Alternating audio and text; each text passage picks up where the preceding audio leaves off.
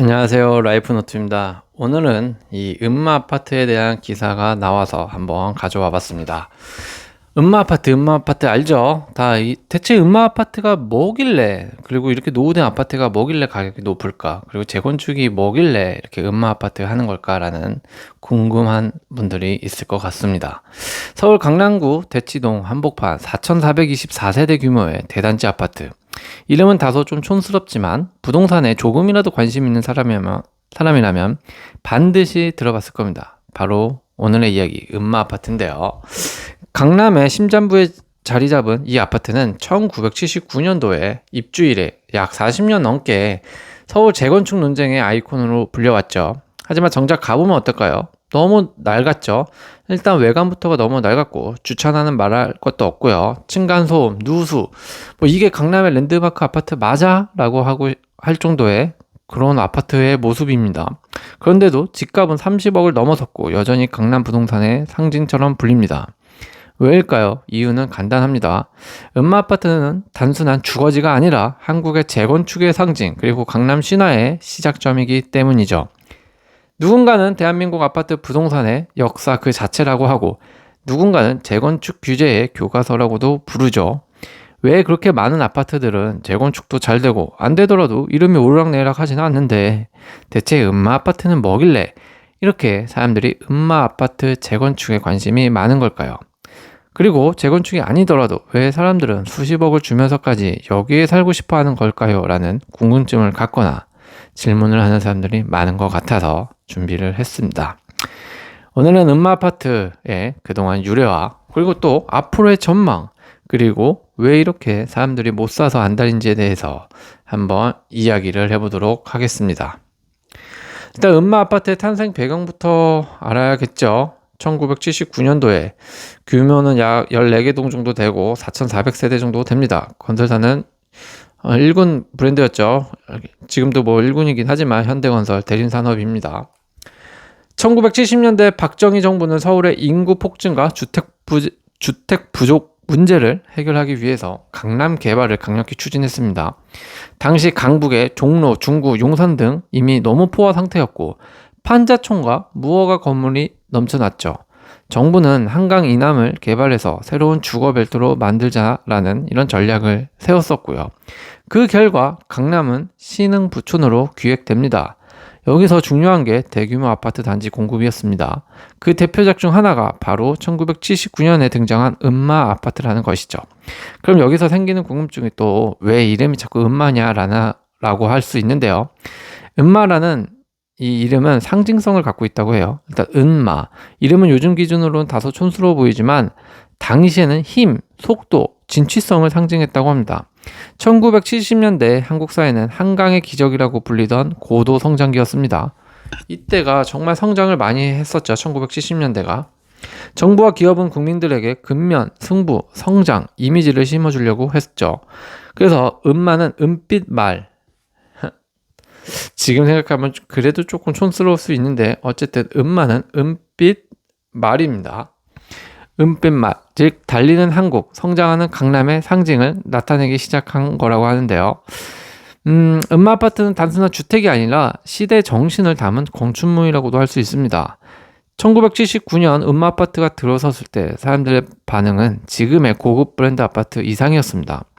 쉽게 말하면 지금의 한남더힐, 아크로리버 파크 같은 위상이었다고 해도 정말 절대 과언이 아니었을 겁니다. 음마에 들어가면 집 걱정 끝, 강남 사람으로서 인정받는다, 이런 사회적 지위의 상징이었습니다.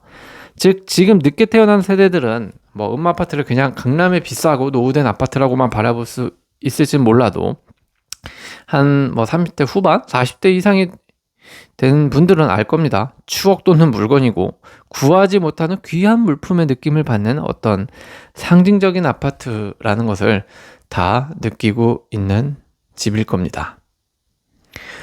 우리 교육하면 빠질 수 없는 곳이 바로 강남이고, 강남하면 바로 치맛바람이 센 엄마들은 모두가 부르고 가고 싶어 한다는 강남 8학군이라는 말을 많이 들어봤을 텐데요.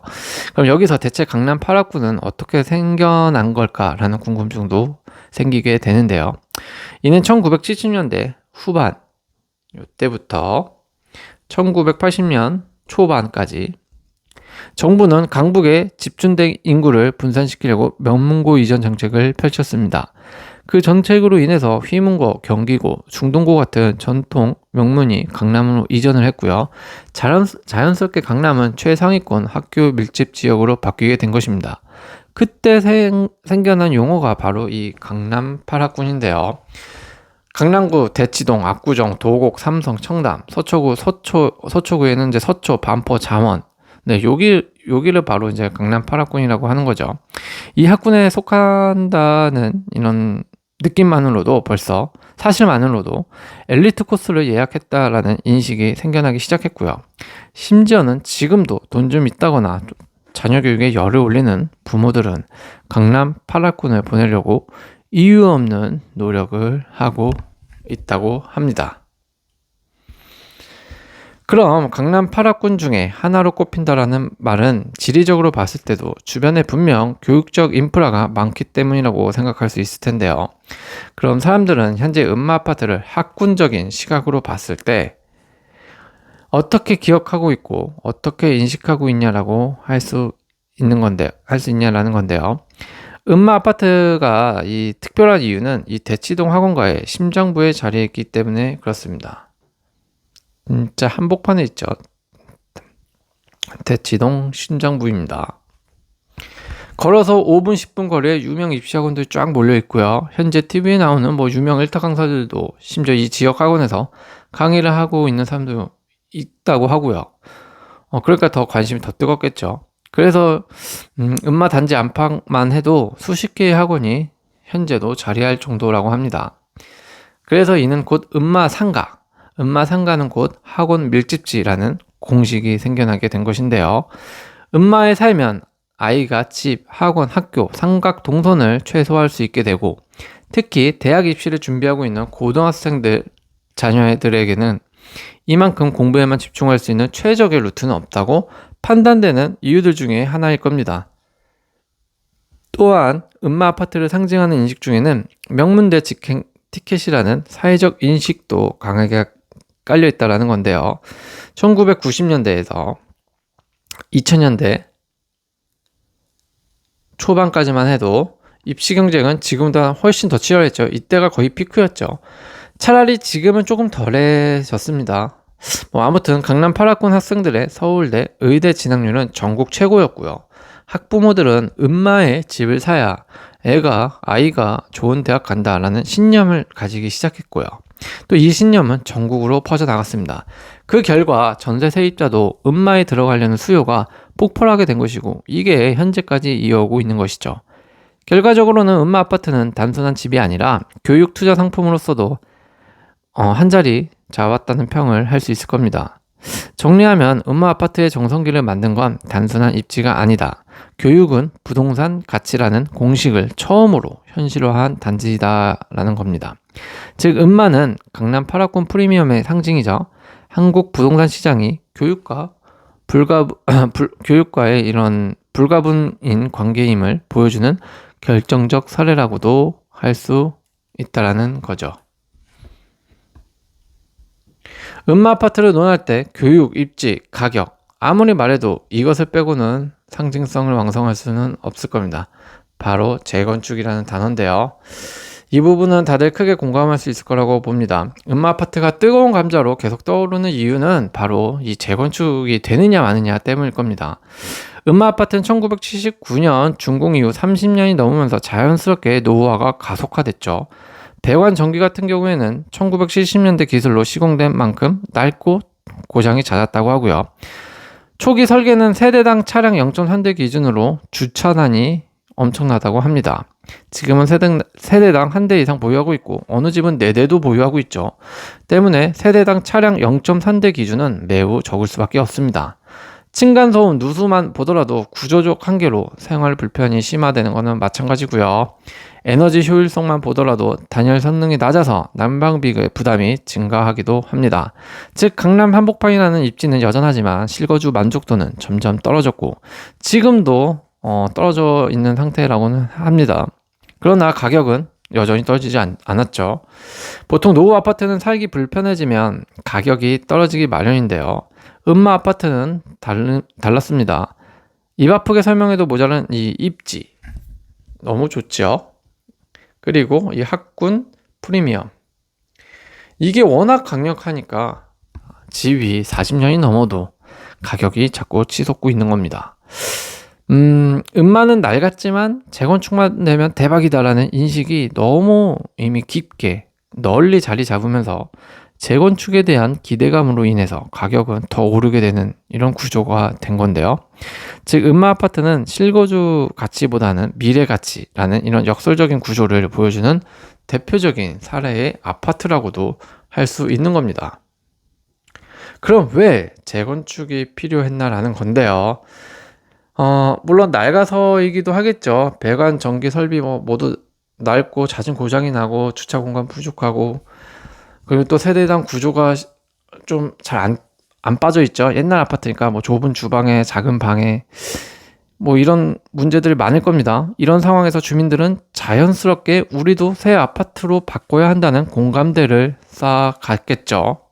그리고 지금도 쌓아가는 중이겠고요. 그래서 강남 입지 플러스 대단지 규모는 사업성이 최고다라는 공식이 들어서기 시작하는 겁니다. 재건축 사업에서 가장 중요한 건 사업성인데 사업성이 굉장히 재건축이 중요한데 이 음마 아파트는 이 사업성이 정말 최고라고 합니다. 일단 입지만 보더라도 대치동 한복판이고 신축 분양가를 높게 받을 수 있습니다. 그리고 규모도 4,400세대 엄청 많고요. 실수요가 항상 존재하죠. 대치동 학원가도 있고요.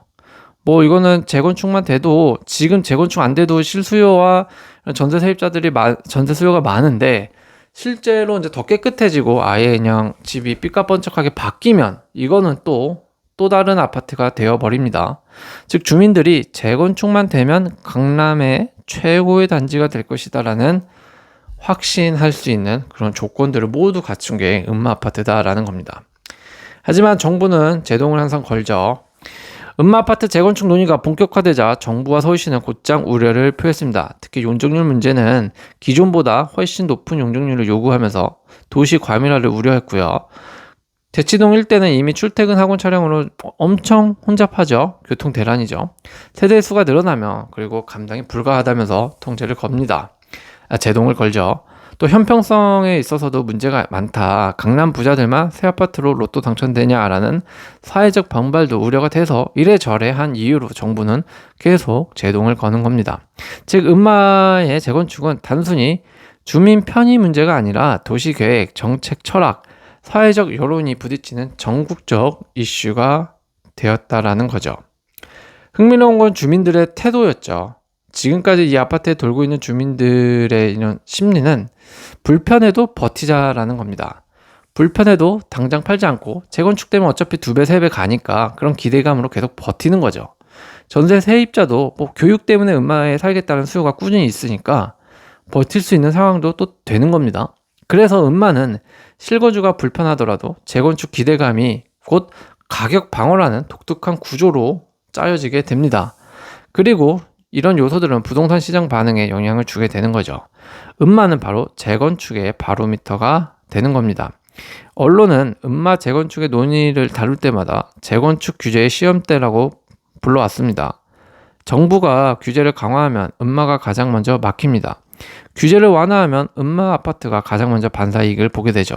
투자자들도 음마가 움직이면 강남이 움직인다고 평가를 하게 되는 인식이 생겨나기 시작했다라는 건데요. 음마는 이런 단순한 아파트가 아니라 재건축 정책의 시험대이자 바로미터가 되어버렸습니다. 정리하자면 음마 아파트 재건축 논쟁 출발점은 단순히 단지가 낡았다라는 문제가 아니고요. 주민 입장에서는 불편해도 버티면 로또다라는 거고 주민은 불편해도 버티자. 그리고 정부 입장에서는 도시계획, 형평성 차원에서 계속 제동을 거는 거고요. 그럼 이 시장 입장은 어떨까요? 음마가 곧 재건축의 시계와도 같다라고 평가를 하게 되는 거죠. 계속 기대감이 있는 겁니다. 이렇게 서로 다른 시장, 주민, 정부의 서로 다른 이해관계가 맞물리면서 음마는 대한민국 재건축 논쟁의 상징이 돼버리고 지금까지도 모든 정책 토론에서 빠지지 않는 이름이 된 것이라고 볼 수가 있는 것이죠. 그럼 음마 아파트의 과거사를 모르시는 분들도 있을 수 있기 때문에 간략히 연도별 요약 정리를 해봤습니다. 첫 번째 2003년도인데요. 최초로 재건축 추진위원회가 설립됐고 용적률 문제로 무산이 되었습니다. 배경으로는 이제 준공 25년이 지나서 노후화가 심각해졌고 음마 아파트 주민들이 이제는 재건축을 추진해야 한다며 최초로 추진위원회를 꾸린 거죠.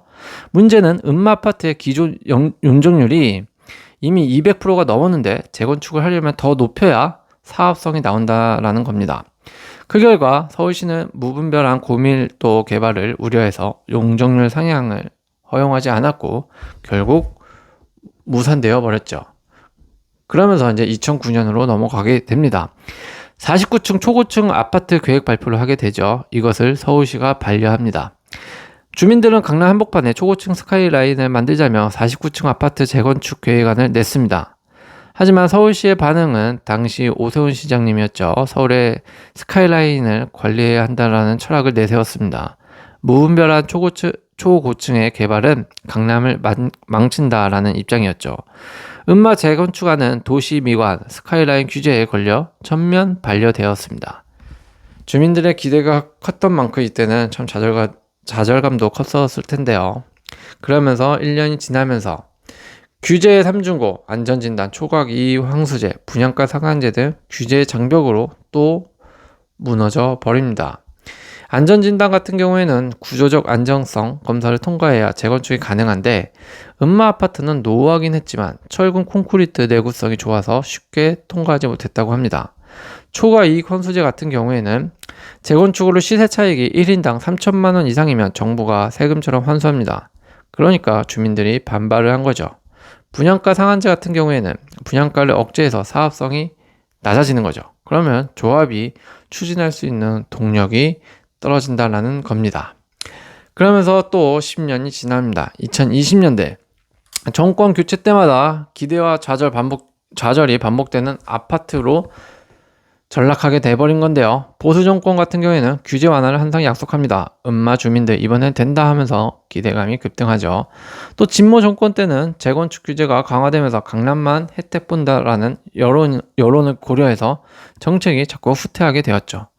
즉 음마 아파트는 매번 뉴스 헤드라인을 장식하면서 재건축 기대감으로 집값만 급등시켰고 정책 후퇴로 다시 정체시켰습니다. 이것을 무한반복하고 있는 단계다 보니까 그러니까 주민들이 매우 지치게 된 것이라고도 좀 볼 수 있는 거죠. 그러면 2025년 현재부터 앞으로의 전망은 또 어떻게 흘러갈까? 이렇게 생각해 볼 수가 있을 텐데요. 특히 투자자나 실거주자분들이 집중하여 보고 있는 부분이 이런 부분이 아닐까 싶어요. 앞으로의 전망. 요즘 뉴스도 나오죠. 근데 제가 감히 이렇게 전망할 수는 없지만 지금까지 나온 언론이나 기사거리를 조금 정리를 해보자면 이럴 것 같아요.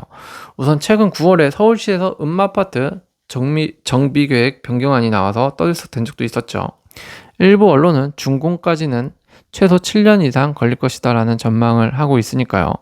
만약 2025년에 사업이 순항한다면 2030년 초반에 입주할 가능성이 커집니다. 거론될 수 있는 거죠. 또한 신속 통합 기획 제도를 적용받은 만큼 절차가 단축이 가능하다라는 기대도 있으나 절차상 리스크나 주민 반대 등이 또 변수로 작용될 수 있을 것 같습니다. 그래서 2025년도 지금부터 시작을 해보면 이렇게 26년 상반기까지는 최종 수립하고 조합원 동의 확보까지 받아야 되지 않을까라고 하고요. 사업이 순항하려면 26년 내년 후반부터 27년까지는 이주나 철거 작업을 시작하고 착공을 개시하지 않을까 싶습니다. 그리고 나서 이제 28년 이후 다시 분양을 개시하고 입주 및 준공이 되지 않을까 싶습니다. 뭐 이거는 이제 뉴스에 나온 대로 이런 각종 자료들을 통합해서 전망을 해보면 대략 이렇게 흐름은 가능하지만 사실 이제 아파트 특히 신축 분양도 아니고 재건축 같은 경우에는 너무 변수가 많아서 기사와 뉴스, 정부의 정책 뭐 이런 거를 조금 눈여겨볼 필요는 있을 것 같습니다. 자, 그러면 이렇게 염원하던 음마 아파트가 만약에 재건축이 완성되면 미칠 파급 효과도 생각을 해봐야 될 텐데요. 그 파급 효과 첫 번째가 바로 강남 부동산의 판도가 바뀐다라는 겁니다. 음마 아파트는 4,424세대 대단지라고 했죠. 재건축이 완료되면 6,000세대 육박하는 초대형 신축 단지가 탄생합니다. 현재 강남 신축 아파트 중 대표적 단지인 레미안 대치플레스가 1300세대, 헬리오시티가 9500세대죠. 이와 어깨를 나란히 하게 되는 거고 강남 주거 지도를 바꿔놓을 수 있습니다. 강남 신축 아파트는 30억 이상이라는 시세 흐름에 음마가 합류하면 서울 전체 아파트 가격의 상징적 기준이 바뀔 수 있고요. 즉 음마 재건축은 단순한 한 단지의 변화가 아니라 강남 전체의 시세의 기준점을 바꿀 수 있는 파급력을 갖고 있습니다. 두 번째로는 교육 인프라가 지금보다 더 집중 심화 현상이 발생할 거라는 건데요. 대치동은 이미 사교육 1번지로 불리며 강남 교육 수요를 끌어당기는 자석 역할을 합니다. 여기에 신축 대단지 음마가 들어서면 어떻게 될까요? 대치동 신축 아파트라는 희소성이 생기면서 교육 프리미엄이 한 단계 더 강화되겠죠. 이는 곧 학원과 집중으로 심화가 될 거고요. 치맛바람이 센 학부모들 위주의 수요가 폭발할 겁니다. 지역 간의 교육 격차도 더 심화될 거고요. 음마 재건축은 한국 사회에서는 늘 논란이 되는 교육 불평등, 학군 격차 문제를 더욱 도드라지게도 할 수 있다는 겁니다. 세 번째로는 바로 상징성의 변화인데요. 지금까지 음마 아파트는 낡았지만 강남 핵심이라는 이중적 상징성을 갖고 있습니다. 재건축 후에는 대한민국 부동산 불평등의 상징에서 강남 최상급 주거지로 이미지가 완전히 바뀔 수 있겠죠. 이는 젊은 세대들에겐 서울에서 내 집 마련은 더욱 요원하다라는 메시지를 줄 수 있어서 세대 간의 좌절감, 격차 문제를 심화시킬 가능성도 있어 보이긴 합니다. 그럼 음마 아파트가 남긴 교훈은 무엇이냐라는 건데요. 우리는 부동산 시장에서 음마 아파트를 보고 이것이 시사하는 바와 느끼는 것을 토대로 큰 교훈을 얻게 될 거라고 봅니다. 음마 아파트는 40년 넘는 시간 동안 대한민국 부동산의 모든 이슈를 압축해서 보여준 단지입니다. 개발시나 학군 프리미엄, 재건축 논란 등, 즉 음마 아파트를 들여다보면 한국 부동산 시장의 본질을 그대로 볼 수 있었다는 것인데요. 또한 음마 아파트는 늘 강남 부자들의 특권이라는 비판을 받아왔습니다. 재건축 후 프리미엄은 자본이 큰 조합원들에게 집중되고요.